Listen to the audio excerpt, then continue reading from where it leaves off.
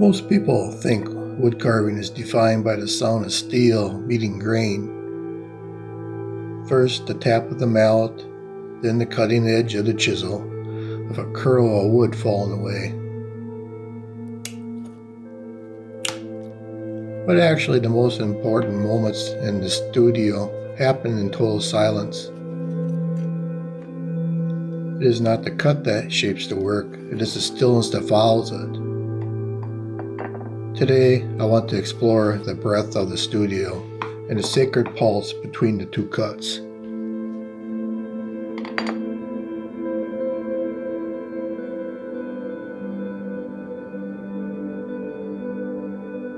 This is the beginning of a new carving, not my typical organic abstraction, but an owl.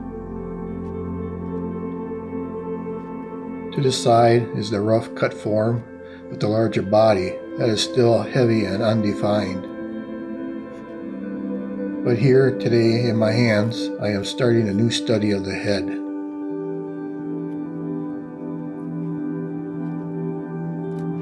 Before I commit to the full sculpture, I want to practice carving the face, the eyes, and the crown.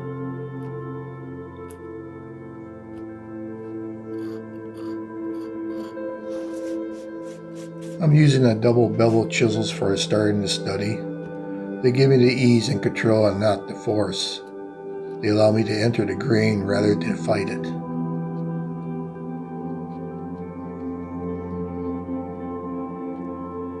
But the tool isn't the most important part.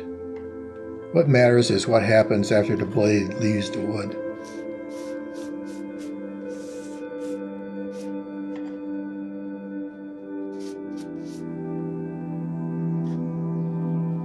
Right here, there are moments. Even when the chisel has stopped moving, the wood hasn't.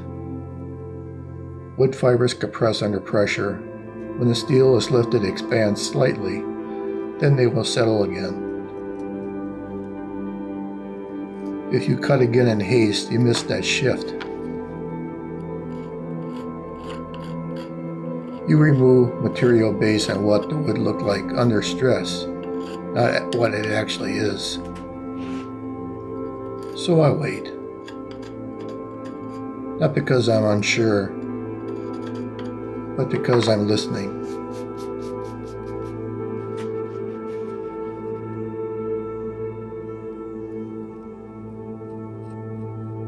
Every material holds tension. Timber carries years of wind, gravity, and seasons. When we apply force, we disturb that memory. When we stop, it resettles. There's an indistinct recalibration that happens in that pulse. The air changes. The sculpture occupies space differently.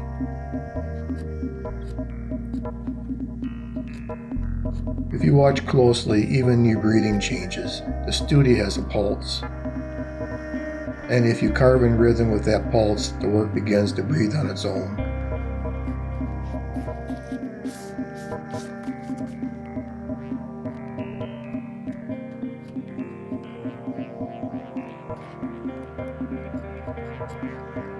There's something else happening in the pulse.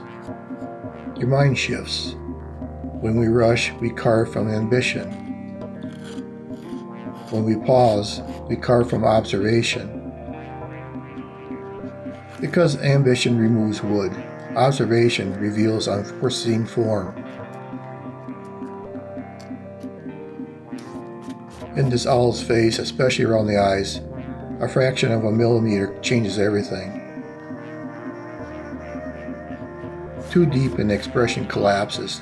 Too shallow and it feels lifeless. The stillness protects the life of the sculpture.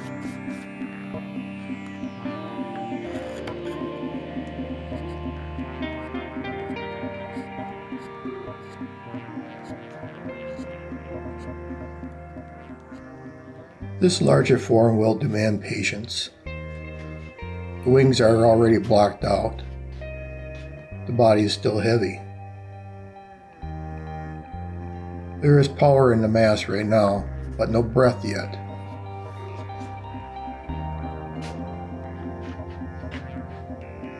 The study teaches me where the breath belongs. The full sculpture will require hundreds of cuts, but more importantly, it will require hundreds of pauses.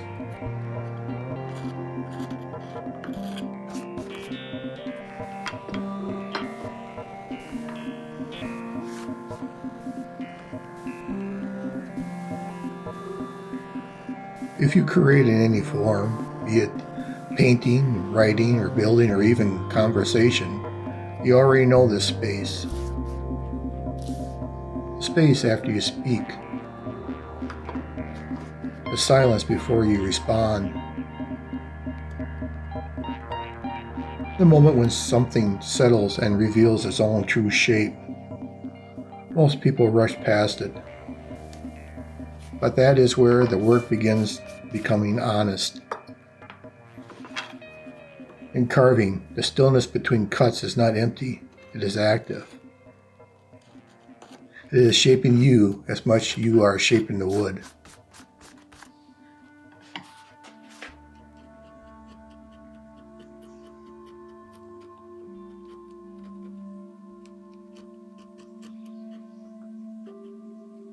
This is the beginning of this all sculpture. In the next videos, we move from study to defining the eyes, reshaping the wings, and refining the surface. But everything will return to its principle. The sculpture does not emerge from force, it emerges from attention, and attention lives in the pulse.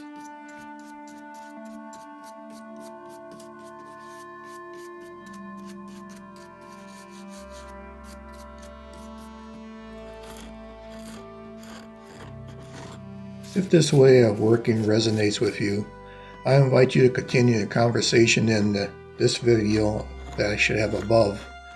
The interior is the work, part 1. Negative space is where the work begins. That video goes deeper into how absence, not mass, defines meaning in sculpture. If you like to follow this owl from the first cut to the final surface, consider subscribing. Not for speed, not for stillness, because this studio moves slowly and with intention.